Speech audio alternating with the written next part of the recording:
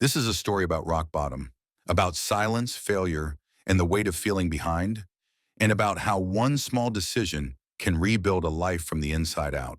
At 34 years old, he sat alone in his car, engine off, phone face down, and a bank balance that couldn't last another week. This wasn't how he imagined his life would turn out. He had done what he was told. Finished school, worked hard, stayed responsible, and yet here he was, exhausted, invisible, and quietly terrified. No one saw it, not his friends, not his family. They thought he was just going through a phase. But every night, when the world went quiet, the same thought returned. Is this really it? Years earlier, he had dreams, big ones, the kind that keep you awake at night. But dreams don't disappear all at once. They fade slowly, under bills, expectations, and fear. He told himself he'd start later, when he had more time, more money, more confidence. Later never came. Instead, life came fast. A job that drained him, a relationship that collapsed under stress, and finally the moment that broke him, getting laid off with nothing saved. No warning, no apology, just a handshake and the words, "We're going in a different direction." So was his life, just not in the way he hoped. The lowest point wasn't losing the job.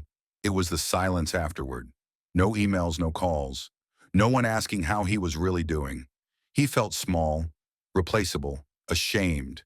He avoided mirrors, avoided conversations, avoided himself.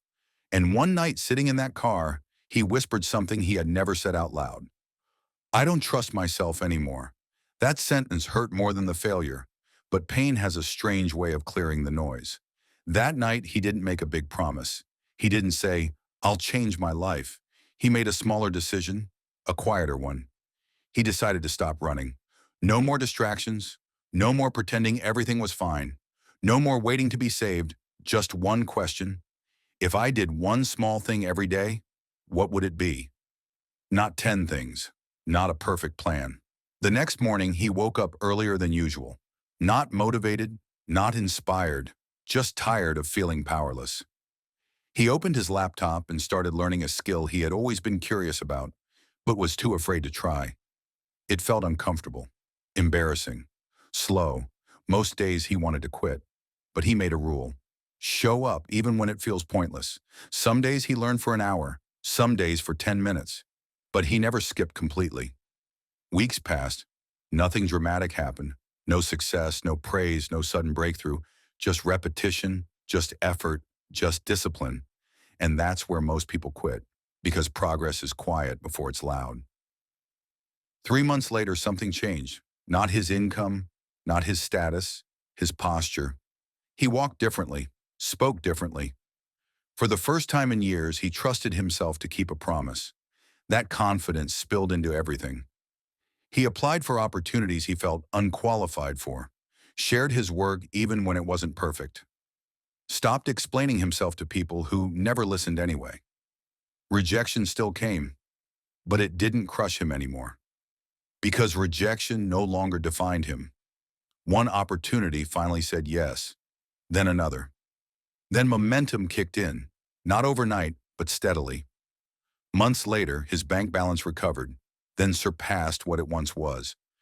But the real victory wasn't money, it was identity. He was no longer the man waiting for permission.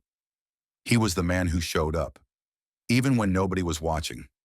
Today, if you saw him, you wouldn't see the struggle.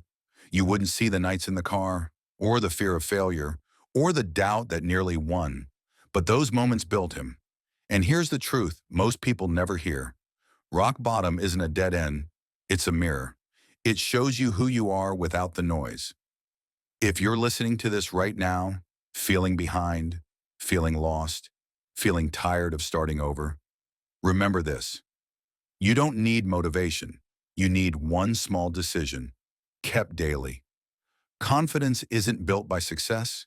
It's built by keeping promises to yourself. Start small. Start scared. Start now. Because the moment you stop running is the moment you begin becoming.